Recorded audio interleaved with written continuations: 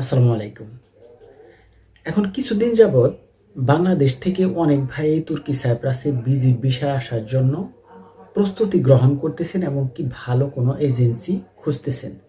এবং কি আমার ভিডিওতেও বলেছেন ভাইজান, যেহেতু তুর্কি সাইপ্রাসে বর্তমান ওয়ার্ক পারমিটের সমস্ত কার্যক্রমই বন্ধ আছে, সেক্ষেত্রে এখন ভিজিট ভিসায় কিংবা স্টুডেন্ট ভিসায় ঢোকা যাবে কিনা, সাইপ্রাসে যদি ভিজিট ভিসায় যাই সেক্ষেত্রে আমি ওখানে গিয়ে বৈধ হতে পারবো কিনা, কিংবা যদি স্টুডেন্ট ভিসায় যাই সেখানে গেলে স্যালারি কেমন পাবো কিংবা কাজ পাবো কিনা। তো এই বিষয়গুলো আপনাদের সাথে শেয়ার করব। প্রথমে বলে রাখি, যারা ভিজিট ভিসায় আসতে চাচ্ছেন, আপনার কি কি প্রবলেম হতে পারে যদি ভিজিট ভিসার জন্য কোনো এজেন্সি কিংবা কোনো দালালের কাছে অ্যাপ্লাই করেন। আর এদেশের প্রবাসীর কাছে যদি ভিজিট ভিসার জন্য কাজ করতে দেন, আমার মনে হয় যে খুব একটা লাভবান হতে পারবেন না। তবে তারপরেও যেহেতু এখনও অপশন আছে স্টুডেন্ট ভিসা কিংবা ভিজিট ভিসায় ঢোকার জন্য তুর্কি সাইপ্রাসে, সেক্ষেত্রে চেষ্টা করতে পারেন। তবে চেষ্টা করার আগে আমি যে বিষয়গুলো বলবো, অবশ্যই এই বিষয়গুলো আপনার সাথে মিলিয়ে দেখবেন যে আপনার এই জিনিসগুলো আছে কিনা। স্টুডেন্ট ভিসার কথা আমি বাদে দেই। স্টুডেন্ট ভিসায় আসতে চাইলে কি কি লাগে, এটা মোটামুটি যারা স্টুডেন্ট আসছেন এবং কি যারা অন্য কান্ট্রিতে যেতে চাচ্ছেন, শুধু তুর্কি নয়, যে কোনো তুর্কি সাইপ্রাস নয়, যে কোনো কান্ট্রিতে গেলেই যেতে চাইলে কি কি লাগে এটা মোটামুটি স্টুডেন্টরা ভালোভাবেই জানে। কিন্তু ভিসায় আসতে চাইলে অবশ্যই আপনি জানেন যে আপনার পাসপোর্টে মিনিমাম 2-4টা দেশের ভিসা থাকতে হয়।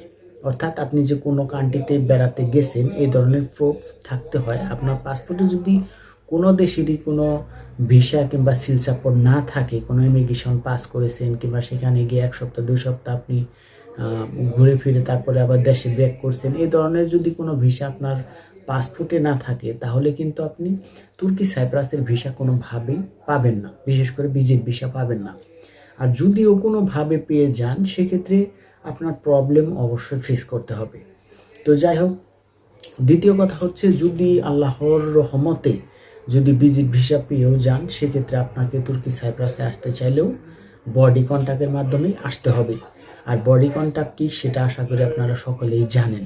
বডি কন্ট্যাক্ট মানে হচ্ছে এই যে বাংলাদেশ ইমিগ্রেশনে যখন আসবেন, আপনার যেহেতু ভিজিট ভিসার অনুমতি ওইভাবে পাবেন না, কারণ বাংলাদেশে তুর্কি সাইপ্রাসের এম্বাসি না থাকার কারণে আপনি বাংলাদেশের ইমিগ্রেশন এত সহজভাবে আপনি পার হতে পারবেন না, সেখানে বডি কন্ট্যাক্টের মাধ্যমে আপনাকে পার হতে হবে।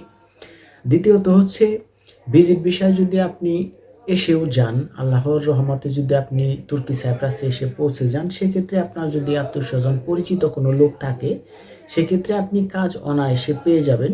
এবং কি স্যালারিটা মোটামুটি জানাই আছে যে কীরকম পাবেন, যে 45,000-এর কাছাকাছি কিংবা নতুন অবস্থায় একটু কম পাবেন। বাংলা টাকায় কনভার্ট করলে মোটামুটি 1,30,000 কিংবা 1,20,000-এর মধ্যে মোটামুটি স্যালারি পেতে পারেন।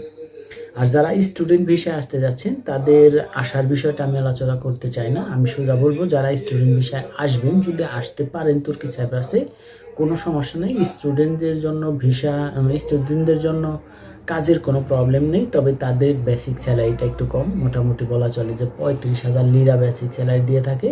তবে তারপরেও 35,000 লিরা যদি আপনি মোটামুটি কাটছাট করে একটি হিসাব করেন, সেক্ষেত্রে আপনি প্রত্যেক মাসে মোটামুটি বলা চলে যে 1,00,000 টাকার মতো ইনকাম করে দেশে পাঠাতে পারবেন বাংলা টাকায়। তো আশা করি বুঝতে পারছেন, যারাই ভিজিট ভিসা কিংবা স্টুডেন্ট ভিসা আসতে যাচ্ছেন, সকলেই একটু দেখে শুনে ভালো কোনো এজেন্সির সাথে কথা বলে আদৌ সে ভিসা দিতে পারবে কিনা, তুর্কি সাইপ্রাস আপনাকে পাঠাতে পারবে কিনা, সব কিছু দেখে তারপরে টাকা পয়সা পাসপোর্ট জমা দেবেন। Thank you.